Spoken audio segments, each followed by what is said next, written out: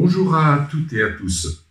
Dans le cadre de votre formation sur les sacrements de l'Église et l'Église sacrement, il m'a été demandé une approche sociologique. Bien sûr, le sociologue, qui a un regard plus extérieur, n'est pas chargé d'édicter la doctrine ni les règles qui doivent régir l'Église sacrement et les sacrements de l'Église. C'est un regard extérieur qui essaie de comprendre comment s'organise l'Église catholique. Ce sont des gens qui se réunissent et quelles règles se donnent-ils dans la façon de vivre ensemble? Quel genre de pratiques ont-ils, parmi lesquelles les sacrements? Qu'est-ce que ces sacrements font de la façon dont ils participent à la vie de l'Église? Et donc mon regard va être celui-là. Comment dans l'Église catholique aujourd'hui en France, les chrétiens, en tout cas ceux qui se réfèrent à l'Église, choisissent d'y appartenir et comment ils y participent. Ma thèse principale sera que, au-delà des définitions doctrinales, théologiques que l'on va vous donner, en fait, il y a une grande variété des modes d'appartenance à l'Église catholique. Le premier point que je veux développer, pour bien comprendre ce qui s'y passe dans cette Église, c'est que, comme organisation religieuse, elle joue sur 4 registres.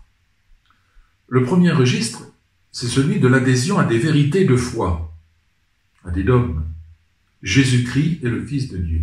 Il est ressuscité. Voilà 2 vérités de foi que l'on entend lorsque on va à l'Église. Le deuxième registre, c'est celui de l'adhésion à des valeurs. Car les vérités de foi se traduisent dans une éthique, une manière d'agir, qui sont l'amour des autres, la tolérance, le service du frère, toutes des valeurs qui guident les conduites. Mais il y a un troisième registre qui est celui de conduite plus précise, déterminée de manière plus précise, notamment dans le domaine de la vie familiale et sexuelle, concernant la contraception, l'avortement, le divorce.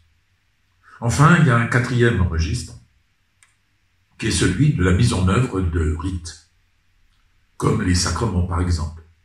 Mais nous allons voir qu'il y en a bien d'autres. Et ces 4 registres sont régulés par une autorité. Le pape, les évêques, les prêtres, les diacres.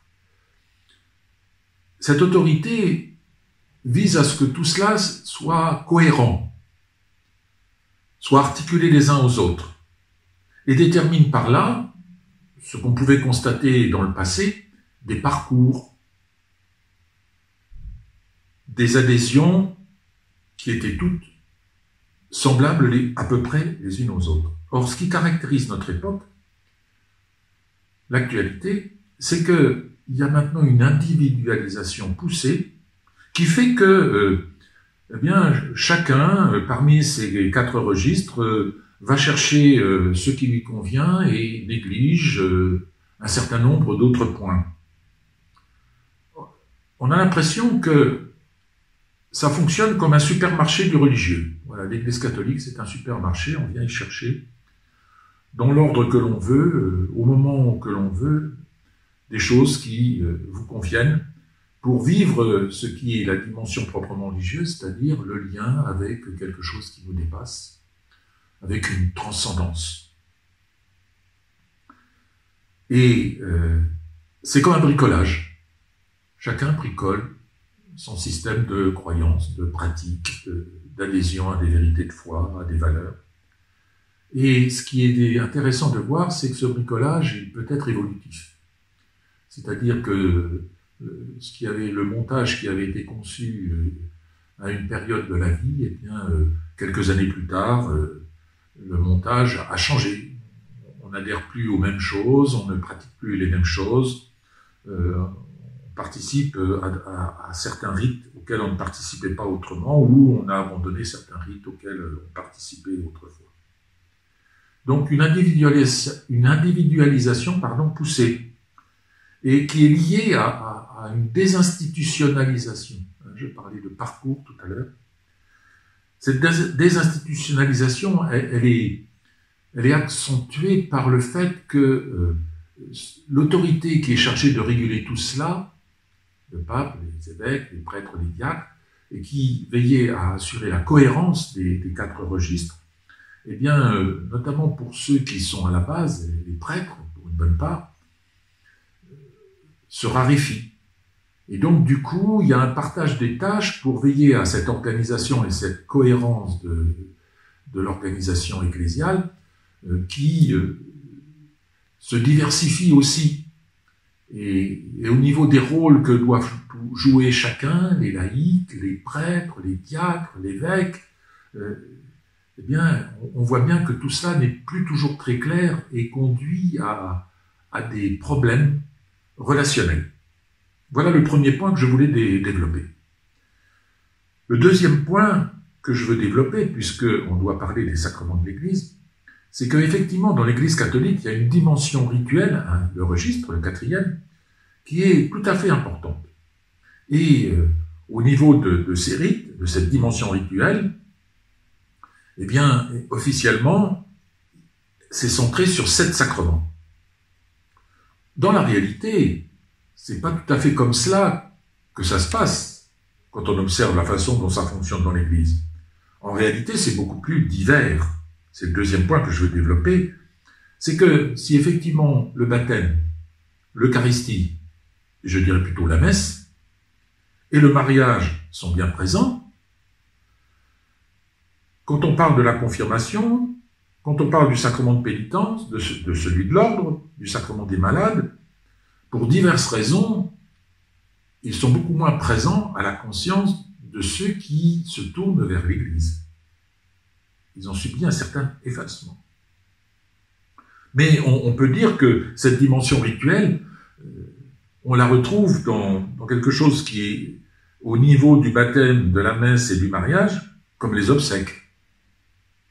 Constamment, l'Église est obligée de dire, les autorités sont obligées de dire « Ah oui, mais les obsèques, c'est pas un sacrement. » Mais au niveau de l'ensemble du public, pour un certain nombre, c'est bien ces rites-là qui sont le propre de l'Église catholique et ceux vers lesquels, pour les raisons pour lesquelles ils se tournent vers elle. Et puis, il y a au niveau de la pratique religieuse, il y a bien sûr la pratique dominicale, mais on voit bien qu'elle s'efface. En fait, il y a des moments plus importants, la Toussaint, Noël, les rameaux. Il y a des rites qui ont toute une importance, comme la profession de foi, la petite communion, comme on dit. Vous retrouvez là ce qui habite le discours habituel d'un certain nombre de gens qui se tournent, de chrétiens qui se tournent vers l'Église. Quelquefois, c'est aussi les pèlerinages hein, qui ont une grande importance. Chacun a sa pratique. Chacun a sa pratique. On a eu l'habitude dans l'Église catholique, suite à l'entrée en liste de la sociologie, à dire, ben voilà, il faut compter les pratiquants. C'est-à-dire que c'est ceux qui vont à la messe le dimanche. Mais en fait, quand on regarde les choses de manière plus approfondie, le bricolage que chacun s'invente ne tourne pas forcément autour de la messe du dimanche. Les gens se sont organisés une adhésion religieuse plus personnelle. Et ce qui est intéressant aussi de voir, c'est que par rapport à ces rites, c'est non seulement chacun choisit ce qui lui convient, ce à quoi il adhère, mais c'est aussi la manière dont c'est célébré. On voit bien comment aller à la messe le dimanche peut conduire à des choix parce que la liturgie n'y est pas célébrée de la même manière. On choisit un prêtre parce qu'il a une certaine manière de célébrer les mariages ou de célébrer les baptêmes. On préfère tel laïc parce que dans la manière dont il conduit les obsèques, on trouve que c'est bien. Donc il y a non seulement le choix d'un certain nombre de rites, mais c'est aussi la manière dont ce rite est célébré. Cela conduit à ce qu'on ait en face de nous des cathos qui sont différents les uns des autres. Et les sociologues s'attachent à établir des catégories. La dernière en date, c'est celle Yann Raison du Clesiou, qui est paru chez Desclés-de-Brouwer en 2014, sous le titre « Où sont les cathos aujourd'hui ?» Donc, où il définit un certain nombre de catégories de cathos, c'est-à-dire de gens qui ont aménagé les 4 registres de vérité de foi, de valeur, de conduite et de pratique religieuse, de rituels, à leur manière. Alors, ce que je voudrais dire comme sociologue, c'est qu'il faut faire attention parce que ces catégories qu'établissent les sociologues, ce sont des catégories statistiques, c'est-à-dire, et pas des catégories réelles, pas forcément des catégories réelles. C'est-à-dire qu'il faut éviter d'enfermer les gens, parce qu'on peut toujours dire, quand on prend une des catégories de Yann Raison du Clesiou, il y a les distanciés, il y a les consommateurs, il y a les militants, mais en fait, on peut toujours à un certain moment trouver qu'on est un peu de 2 catégories, voire de 3 catégories. Les catégories, elles ne servent que se repérer dans un paysage qui est extrêmement diversifié et de voir des tendances. Mais il faut certainement éviter de classer des personnes dans telle ou telle catégorie de manière absolue. C'est une manière pour les sociologues de se repérer dans ce que sont les tendances qui travaillent les chrétiens aujourd'hui dans leur mode d'appartenance à l'Église, dans leur adhésion religieuse. C'était le deuxième point que je voulais développer. J'en développerai un troisième. Donc il y a une diversité. Et je vous disais, en quelque sorte, c'est un supermarché du religieux. Mais en fait, c'est comme toute image, supermarché, c'est pas exact. Parce que dans l'Église, ça fonctionne pas tout à fait comme un supermarché. C'est-à-dire que quand vous allez au supermarché, il n'y a personne qui vous dit, en regardant votre caddie, moi dites donc, c'est quand même déséquilibré votre affaire, je vois pas beaucoup de légumes, il y a beaucoup d'alcool, est-ce que vous êtes sûr que... Ben non, dans un supermarché, on fait pas ça. On prend ce qu'on veut et personne, vous payez et personne ne discute la composition de votre caddie. Alors que c'est pas comme ça dans l'Église. Même s'il y a une diversité, la façon dont chaque chrétien choisit d'appartenir à l'Église et d'avoir des adhésions à des vérités et une pratique religieuse, c'est l'objet d'une confrontation. L'Église est un lieu de confrontation. Parce que les autorités catholiques, celles que j'ai citées tout à l'heure, tentent de réguler les pratiques. C'est-à-dire, on voit bien comment chacun s'est arrangé un peu un mode de religion, mais n'importe quel d'entre vous qui a préparé des mariages, des baptêmes, s'occuper du catéchisme, les prêtres et les laïcs qui ont des responsabilités, continuellement, eh bien, on entre en négociation avec les gens qui viennent là pour leur expliquer que, éventuellement, la manière dont ils conçoivent leur adhésion religieuse, elle n'est pas très cohérente et qu'elle ne correspond pas exactement au message religieux qui est celui qui est promis par l'Église. Et donc, on voit toute une négociation qui s'établit pour aider les gens à entrer mieux dans la cohérence religieuse qui est proposée par l'Église catholique. Et c'est là qu'on voit apparaître tout un travail pour ceux qui ont la responsabilité dans l'Église, tout un travail on appelle ça de cheminement. Quelquefois, d'ailleurs, le travail de cheminement ne se fait pas parce que les gens se font jeter dehors, virer. Mais la plupart du temps, on essaie de cheminer avec les gens pour les aider à entrer dans une compréhension, si on garde les sacrements, les rites, une bonne compréhension de ce qu'est un baptême, de ce à quoi il engage, de ce qu'est un mariage, de ce à quoi il engage. Alors il y a ça, face à cette individualisation, c'est les pratiques quotidiennes d'accueil dans l'Église où se passe cette négociation.